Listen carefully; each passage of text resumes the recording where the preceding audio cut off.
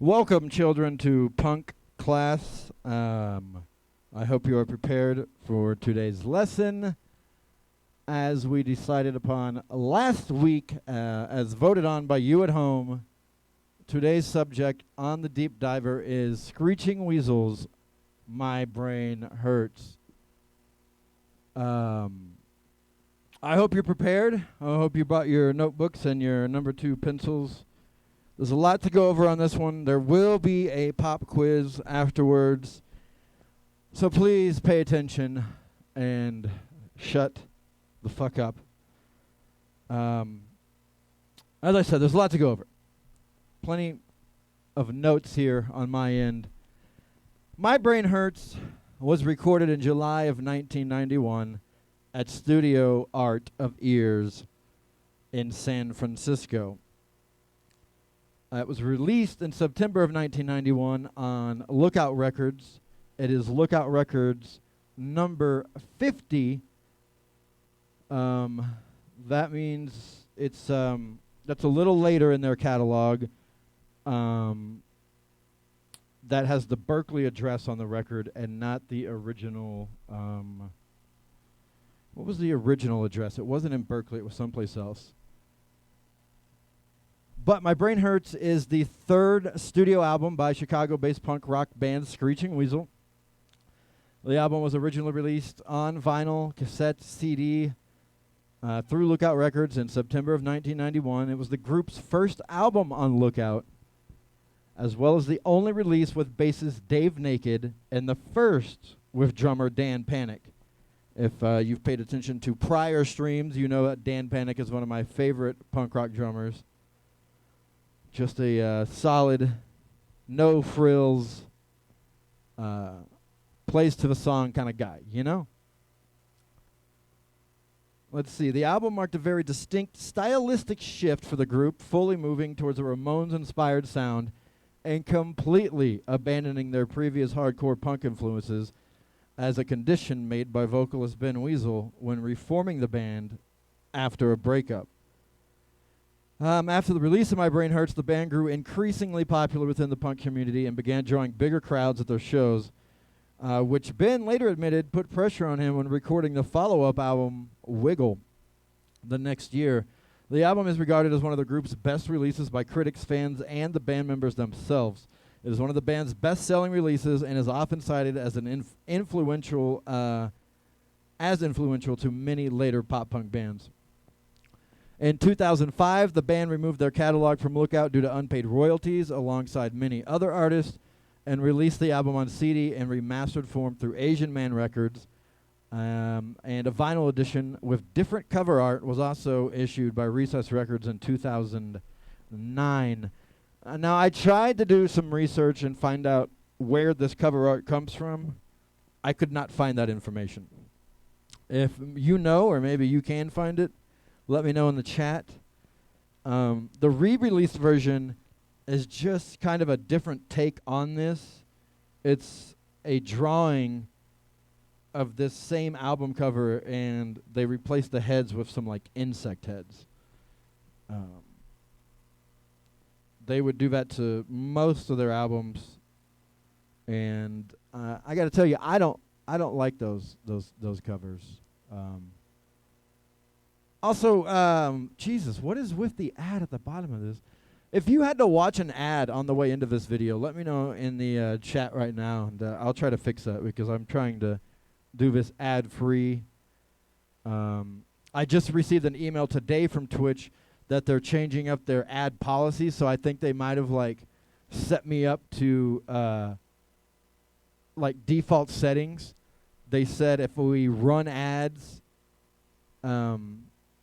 we would be getting 5% more of the cut from Twitch, which I don't agree with. I want this to be ad-free as much as possible. So I'm sorry if that did happen to you. Back to the notes, though. During the tour, just after the band released the Punk House EP, drummer Brian Verman and bassist Sewer Cap formed their own band called Sludgeworth and started showing less interest in Screeching Weasel. During a stop in Berkeley, California, the group went to Sergei's Recording Emporium to record songs for a compilation appearance and after the tour, Vermin and Sewercap left the band. Instead of hiring new members, vocalist Ben Weasel and guitarist John Jughead decided to break up Screeching Weasel. Weasel and Jughead formed the band The Gorgor Girls shortly after and made one compilation appearance with the band in 1990. Screeching Weasel briefly reformed in early 1991 to play what was intended to be a one-off reunion show to pay back Russ Forster, who had loaned the band money to record Boogada Boogada Boogada. After the show, Sewercap talked to Jughead about officially reuniting Screeching Weasel. Jughead liked the idea, and the two approached Weasel about it. Although initially reluctant, Ben Weasel agreed on the conditions that the band would begin playing more Ramones-influenced music and would not be called Screeching Weasel, which Sewercap and Jughead accepted. Vermin and guitarist Doug Ward were not interested in the reunion, so the other members hired Dan Sullivan, Dan Panic, as their new drummer, and Gorgor Girls bassist Dave Lally, Dave Naked, as their bassist. Sewercap would be renamed Dan Vapid, as you know him now, and moved to rhythm guitar as Weasel wanted to continue focus on singing. They decided to perform under the Gorgor Girls name and began rehearsing for their first album.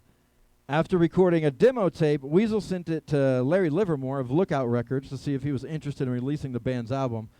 Although Livermore liked the tape, he agreed to sign them only if they went under the name Screeching Weasel, explaining, "It sounds like Screeching Weasel. Why don't you just be Screeching Weasel? Why throw away all the publicity and credibility you've already built up?" Ben Weasel relented, and the group traveled to California in July to record the album at Art of Ear Studio in San Francisco with Livermore and Andy Ernst. I was surprised to find out that this was recorded in San Francisco in California because you know Screeching Weasel to be a Chicago-based band, and it seems like they would have just recorded there. Let's see. Al Sobrante, former drummer for Green Day, is also credited as executive producer in the album's liner notes. Despite being credited as producer, Livermore has stated that apart from offering a few suggestions, the main of which, to take a little longer recording, was rejected as being too expensive. I was mainly a cheerleader. The album was recorded quickly in 4 days on July 2nd, 3rd, 8th, and 9th in 1991. During the sessions, the group re-recorded a number of older songs from its catalog, including Slogans, Kamala's Too Nice, Fathead, and I Want to Be a Homosexual. Although the former three were put on the album, the latter was released along with other outtakes from the sessions on the Pervo Devo EP. I've been wanting to get my hands on a copy of that 7-inch for a while, and they're available. I should be able to do that at some point, you know. While recording the title track, which was named in reference to the Monty Python's Flying Circus sketch Gumby Brains Specialist, Weasel instructed Panic to play in the style of Aaron Comet Bus of Crimp Shrine during the drum break. However, it did not work out because, as Weasel said, Comet Bus had too much talent. I mean, no disrespect to Aaron, but sometimes talent is a hindrance.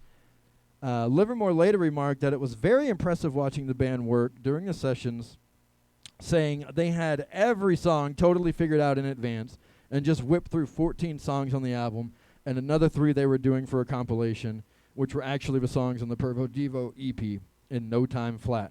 So yeah, that Pervo Devo EP is pretty much just an extension of My Brain Hurts, and I've been wanting to get a copy of that since the 90s when I first started buying records. I've always seen it on eBay. It's got a classic cover of, I forget the guy's name. He is a well-known homosexual artist, I think, from the Chicagoland area, and he's like sitting in a chair while Ben Weasel is mimicking performing fellatio on said artist. It's a classic cover. It's, like I said, an extension of My Brain Hurts, songs that they recorded at the same time. So yeah, I know that's a lot to take in right there, and I hope you're taking notes. Like I said, there will be a pop quiz afterwards, but right now let's finally get in to the album here. Oh, wait, there's a little bit. I mean, there's more notes I have, but we'll move on to them. There's something I wanted to read here before we started. Although the majority of the songs on My Brain Hurts were written by Weasel, as were the material on the band's previous albums, he also began collaborating more with Vapid and less with Jughead. The only song on the album to credit Jughead as co-writer is Fathead, the original version of which previously appeared on the Punk House EP. In retrospect, Ben would call Vapid the only person with whom I felt comfortable writing songs. And it's funny looking back and hearing that now, because that's who he would form the Riverdales with, and which is my nomination for next week's Deep Diver. Although you guys will vote, and we'll do that after side B. Something interesting to note about this record, and what it says here on the stickers: the A side is called the Look side, and the B side is the Outside. Hence Lookout Records. And it says 45 Rs per M, which is rotations per minute. But that is incorrect. It is 33. So here we go. Track 1, Look side. This is Making You Cry.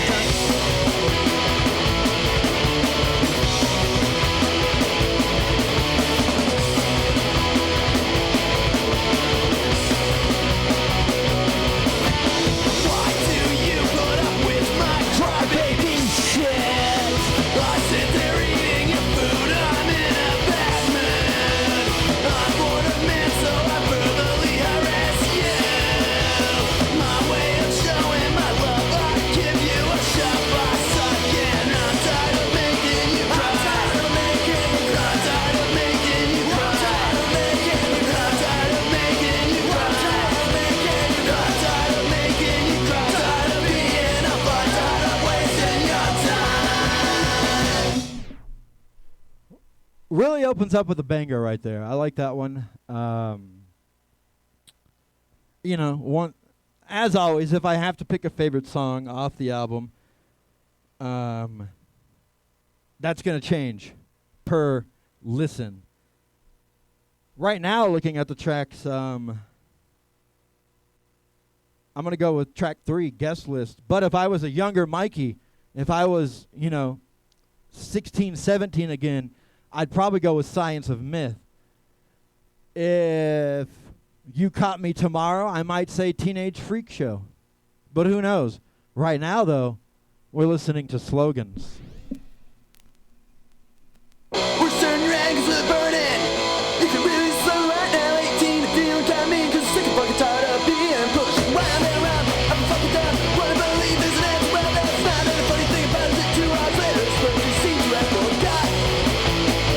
Don't think about it, try to run. Just think the thing to your boss. And do what you're supposed to do.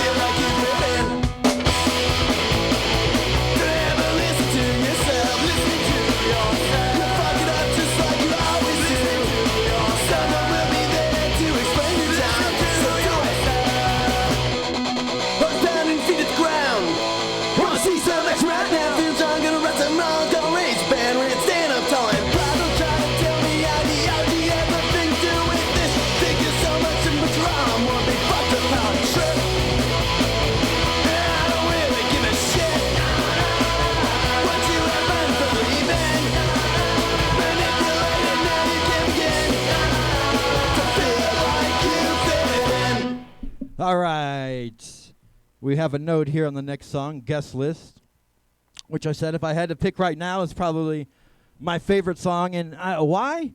Probably because I know how to play this song on guitar. Off the top of my head, I can bang this one out front to back and play it for you.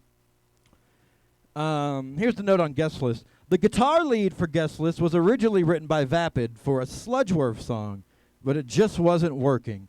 While the chorus popped into my head as he was driving through Roscoe Village in North Center, Chicago, shortly before the band went to record the album.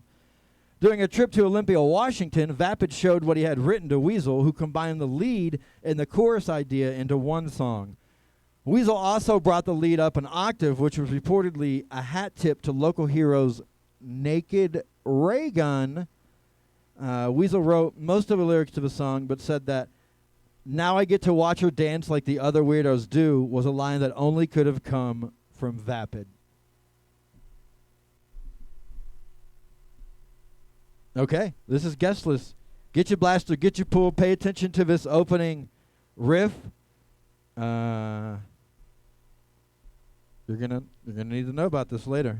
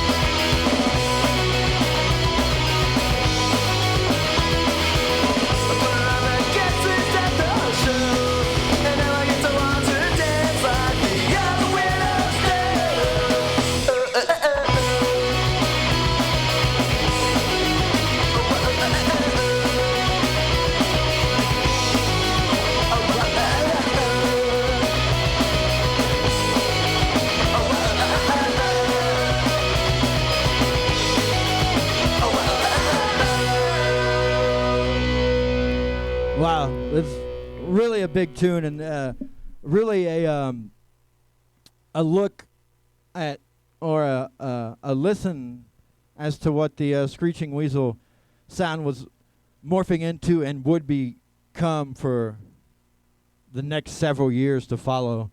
And while Ben stated when they reformed the band, he wanted us to sound more Ramones core, I still don't think he got what he wanted, because, stuff like that is obviously there's a Ramones influence, but it's not Ramones core. He wouldn't get to scratch that itch until he did Riverdale's, and that is a totally different story altogether. But you can really hear the foundation and sound of like what Screeching Weasel was wanting to achieve with that song moving forward. Because if you go back and listen to Boogada Boogada Boogada, it's not that right there. Which I think for me always made Boogada kind of an acquired taste, because that wasn't my first Screeching Weasel album. I know we were talking about the first Screeching Weasel albums a little bit further up in the chat. I think my first Screeching Weasel album was the compilation Kill the Musicians, which, you know, isn't a proper album per se, but yes. Okay, moving on. Track 4 on the look side here is Veronica Hates Me. And what do our notes say here? According to Dan Vapid, Veronica Hates Me started as a play on the Material Issue song Valerie Loves Me. At the time, I guess we were harboring ill will towards their singer Jim Ellison for ripping us off at a show he promoted. While writing the song, Weasel said he tried to take the standard chords used in old rock and roll and updated by the Ramones and twist them around a little bit. Weasel stated that when he started writing the song, he made a rule that he would not go outside of a standard 4 chords used in that style of song. At the break, I used a traditional arrangement to give the listener what I assumed what they would want after I held out for the majority of the song. Despite not being co-written with Vapid, Weasel said that he wrote this song with him in mind, explaining that some of my best songs from this time came solely out of my desire to write songs that would impress him. And that, man, it sucks that those two don't collaborate anymore, because in hearing them talk about this album and writing these songs, you really feel the connection and friendship that Ben and Vapid were making, and how Jughead was on his way out. Like, I don't think Jughead and Ben ever really saw eye to eye on what punk was and how it should be approached, and Jughead has this, like, theatrical actor kind of, you know, influence going on, and it's not exactly, I don't think, Ben's image for the band or idea of what he wanted to sound like. But yes, Dan Vapid's always been one of my favorite songwriters in punk rock, and even favorite singers. Yes, so let's pay attention to Veronica Hates Me and see what Ben is talking about, these standard 4 chords, and then how it breaks out, it deviates from that sound towards the end of a song after the break.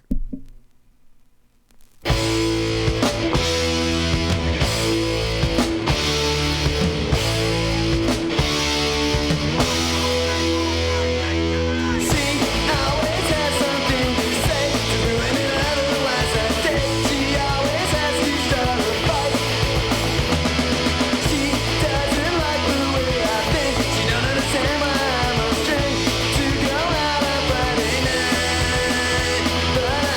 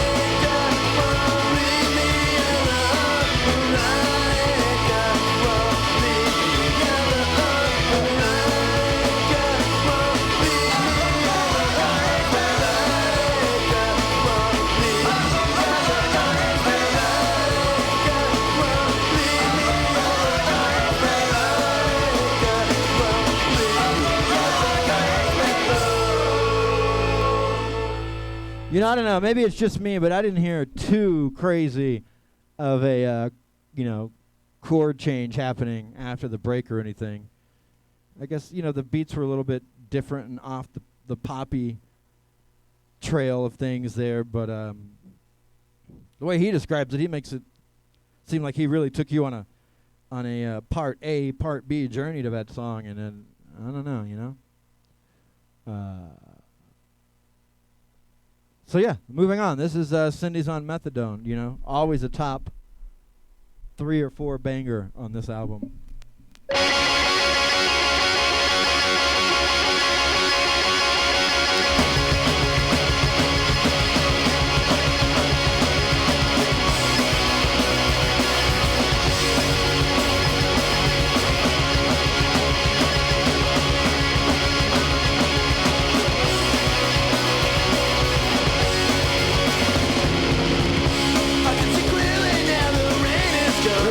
Cindy's on methadone at all. I can see all obstacles in my way. Professional. It's gonna be a bright, sunshiny day. I think I can make it now that the pain is gone. All of the bad feelings out is away. There is a rainbow I've been waiting for. It's gonna be a bright, sunshiny day.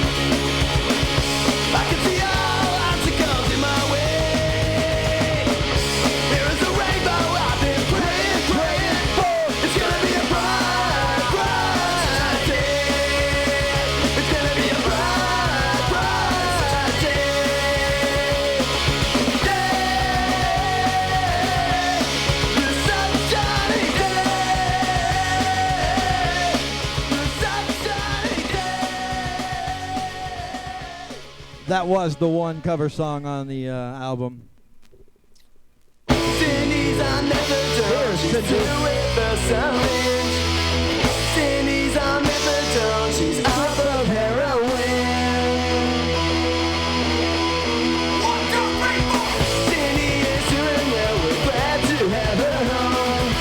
She slept in vomit, now she sleeps on methadone. But she stopped ripping off her neighbor, stopped taking change from strangers, stopped shooting needles full of dreams into her arms. Cindy's on methadone, we see it in her eyes. It's not so much better, but it's just another high. But she stopped calling at 3:30, stopped looking thin and dirty, stopped screaming bloody murder when she got cut off.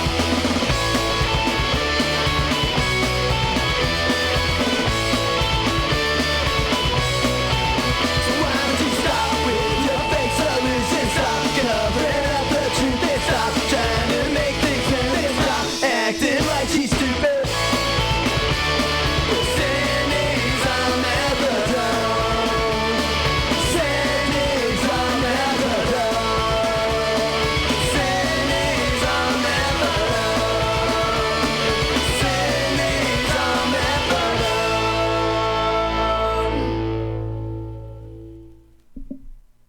All right, I do have a little note here on the science of myth. This is the last of my notes on the songs, actually, so you won't have to hear me reading anymore. The Science of Myth was partially inspired by the 1988 PBS documentary Joseph Campbell and the Power of Myth. Ben Weasel stated that he became interested in the application of spiritual beliefs after watching it and tried to write and arrange the song in a style favored by the type of punk band that would typically be writing anti-religion songs. He was also inspired by the Mr. T Experience song the history of the concept of the soul, saying he wanted to try to do something similar by writing what looked like Cliff's Notes versions of an essay and making it flow instead of writing it in the manner of a conventional rock lyric. Originally, Weasel debated not putting the song on the album, saying it seemed a little out of place, but later decided to include it after it was recorded. Yeah, and if you're paying attention there, what he's mentioning about those cliff notes and it seeming like an essay, there's a lot of words he crams into these lyrics, and there's not like a, I don't know if I wouldn't say there's a lot of melody going on, but I mean he's singing fast on this one. It's a harder one to sing along to. When I was a young shithead kid, like in 1996 or something, I would hang out on the AOL message boards, and I would go to like the Christian boards, and I would just type line after line the lyrics of this song in there and see how people reacted, and trolling them that way. So, yeah, Science of Myth. Like I said, my younger self thought this was probably the best song on the album, and one of the better Screeching Weasel songs. So, let's get into it.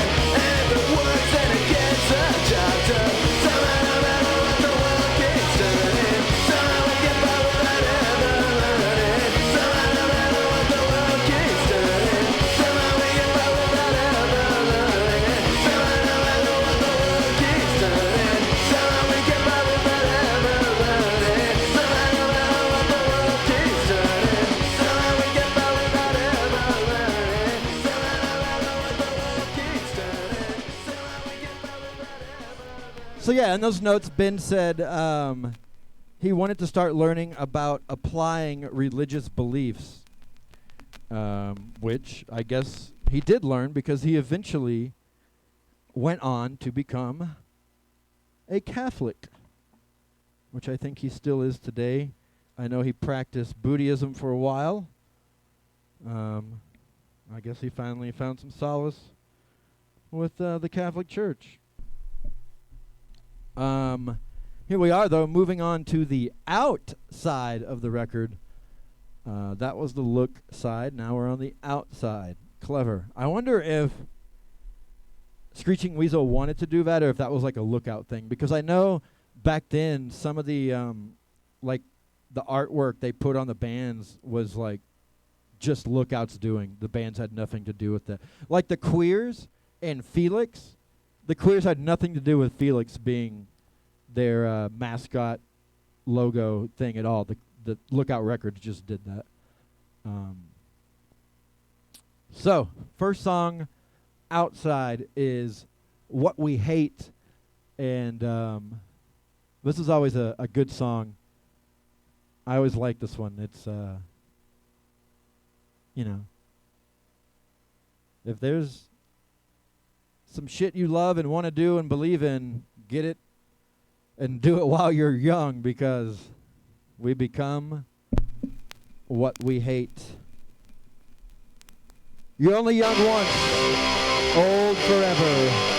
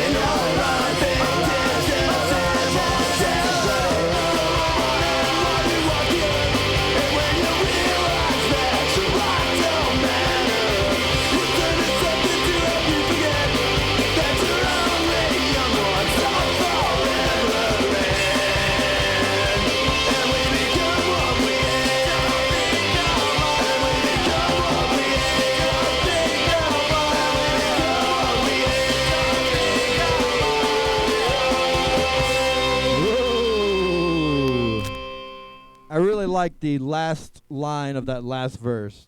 You're only young once, but old forever. We do need to hold a poll, though, and figure out what we are going to do a deep diver on next week. So is it going to be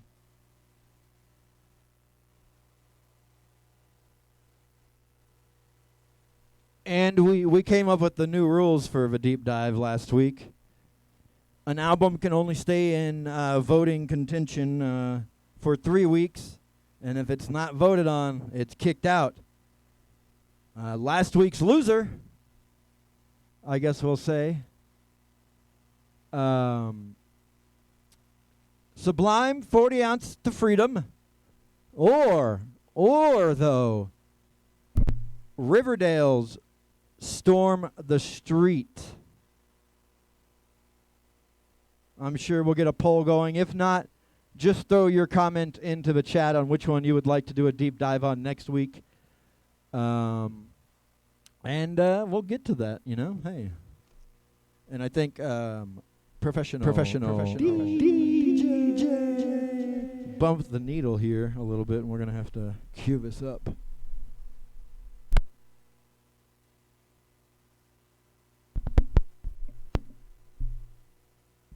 All right, I don't know about you, but I was a teenage freak show.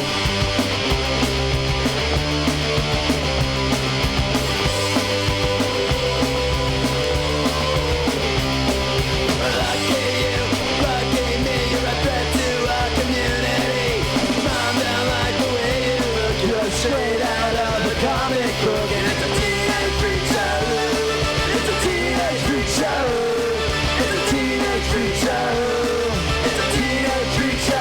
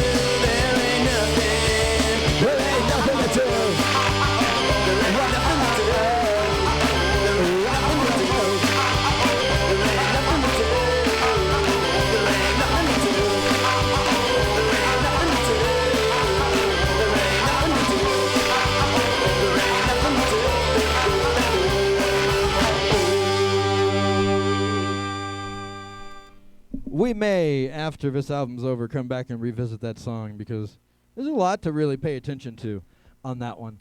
I think, at least on this album, that's the height of the Ben Weasel, Dan Vapid collab songwriting right there. Like, Vapid's backup vocals are just breaking out right there so hard. They're so good. He's got this unique voice that just goes so well for pop punk songs.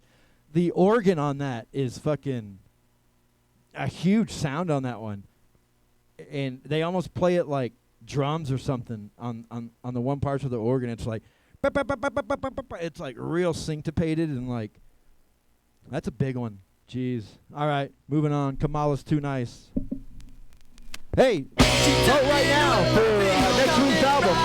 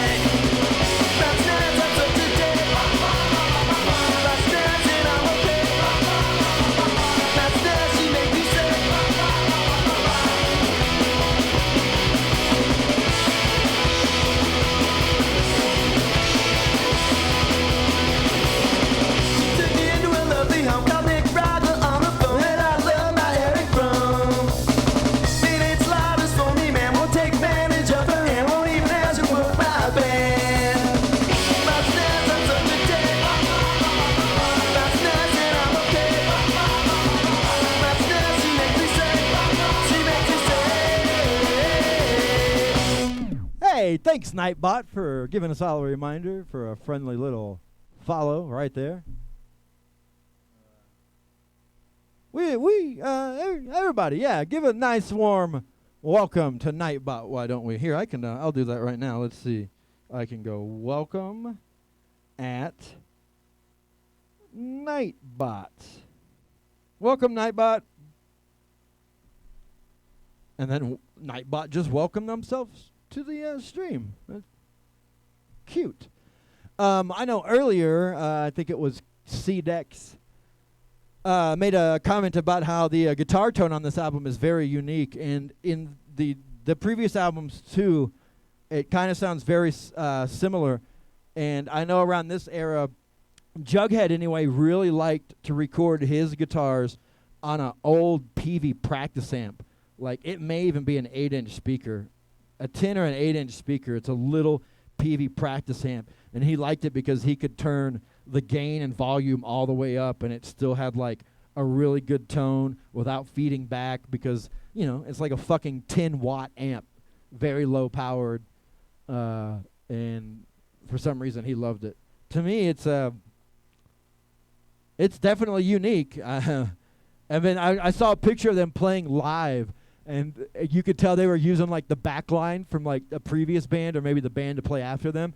And, like, there's a whole stack, like, this big fucking speaker cabinet. And then Jughead's just got his little practice amp up top, and they got it mic'd and everything. I'm like, what the fuck? Reminds me of Jonathan from Brick Fight. For the longest time, he played on a little tiny practice amp and would go on tour with that thing, and it was embarrassing, to say the least. Moving on, though. This is Don't Turn Out the Lights.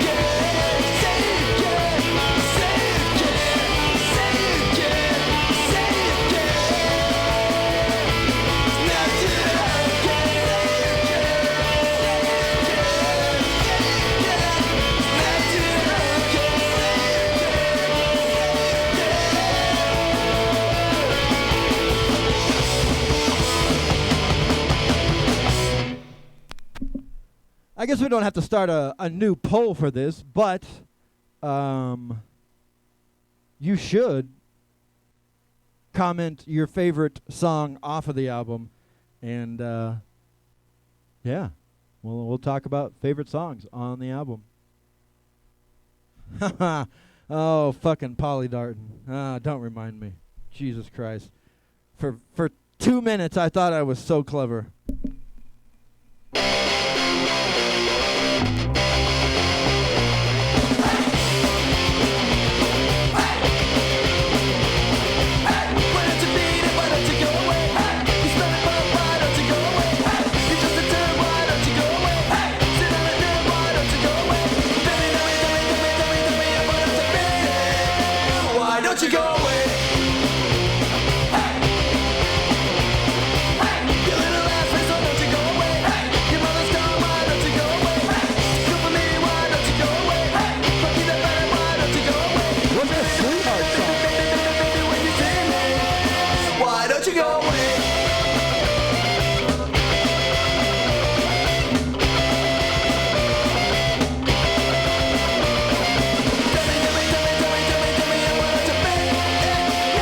Don't you go away.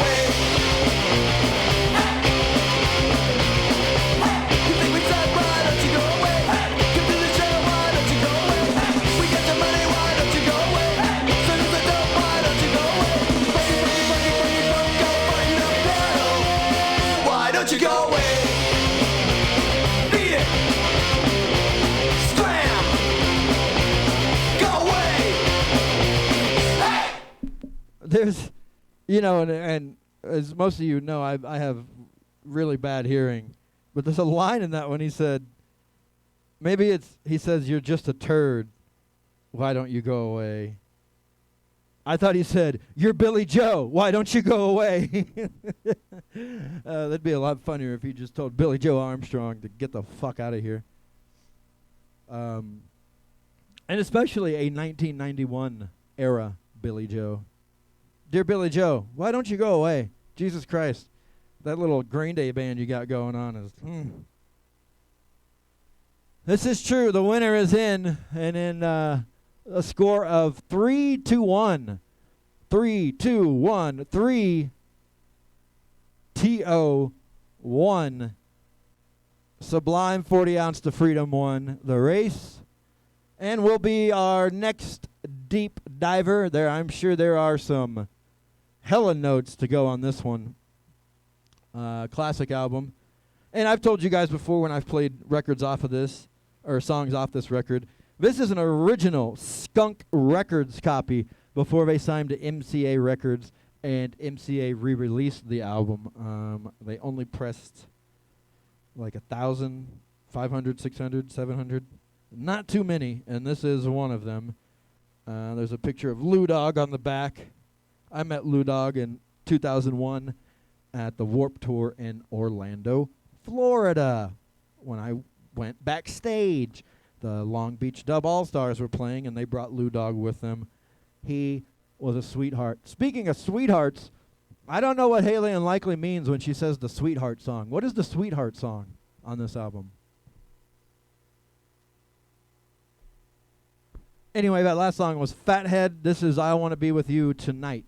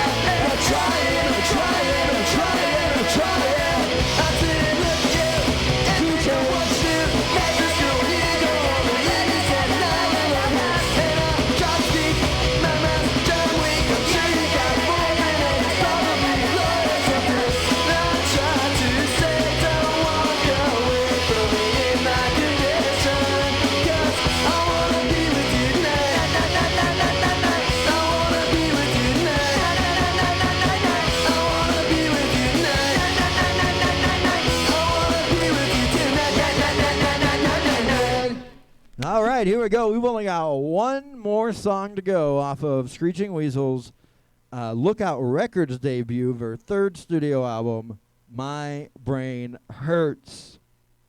And that last song is the titular titled song. Titular titled, is that redundant? I think it is. The titular entitled, I don't know. Here we are, the last song of a Screeching Weasel's My Brain Hurts. This is My Brain Hurts. This is another big tune.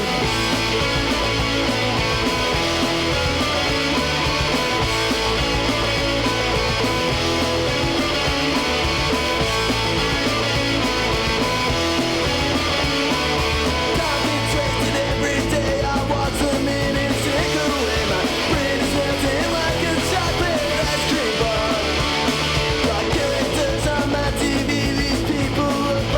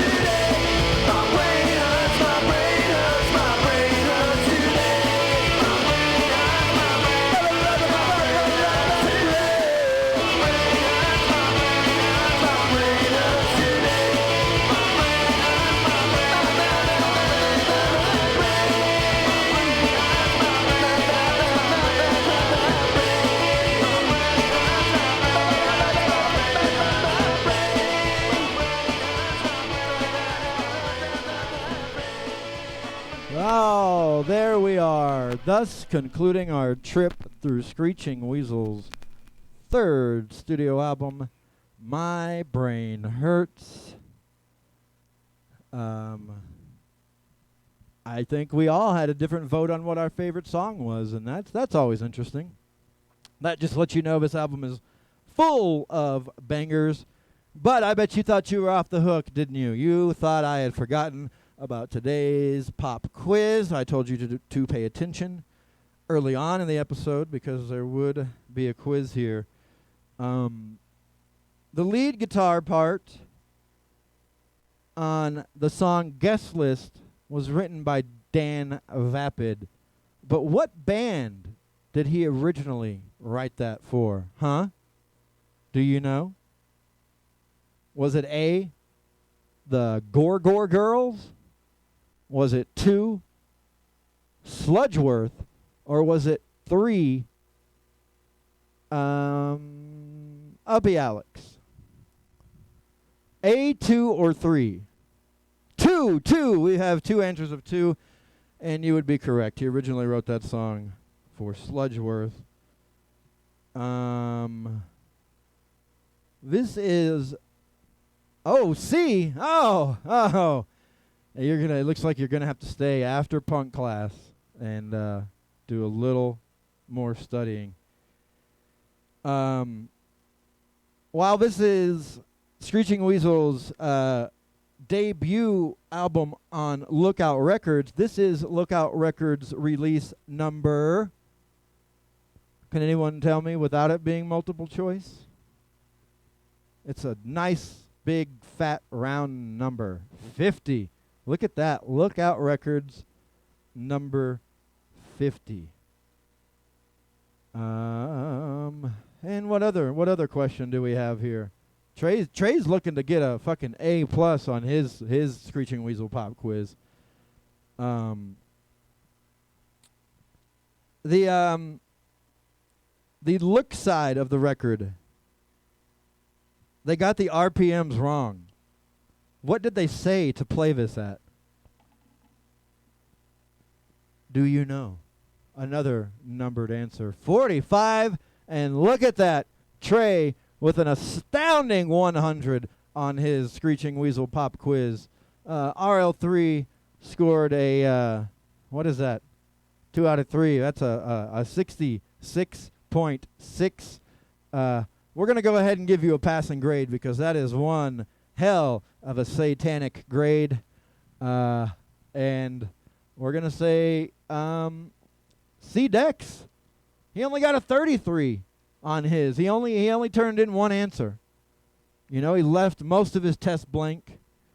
And others of you just didn't turn it in at all. That's going to reflect poorly on your punk report card at the end of the month with that big fat 0. Trey is our star student here. So, if if you're wanting to boost your grade, start studying your this is your take-home homework here for the week.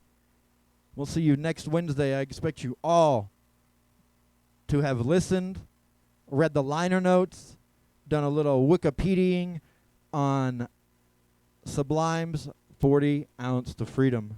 So there we go. That concludes this week's Deep Diver. I am now uploading these deep dive episodes onto the YouTube, so please click that link, subscribe to the Low Life YouTube channel, and get notifications when I do upload there. Hopefully soon I will get a separate hard drive to where I will save the actual episodes of the Low Tech, Lo-Fi, Low Life Punk Show that we do on Saturdays. Those are longer. They take up a lot more space on my computer. So hopefully soon I'll be saving those and uploading those to YouTube as well. And there will be a place where you can watch them without any censoring, without any interruption. Yeah, we'll see you next week, class.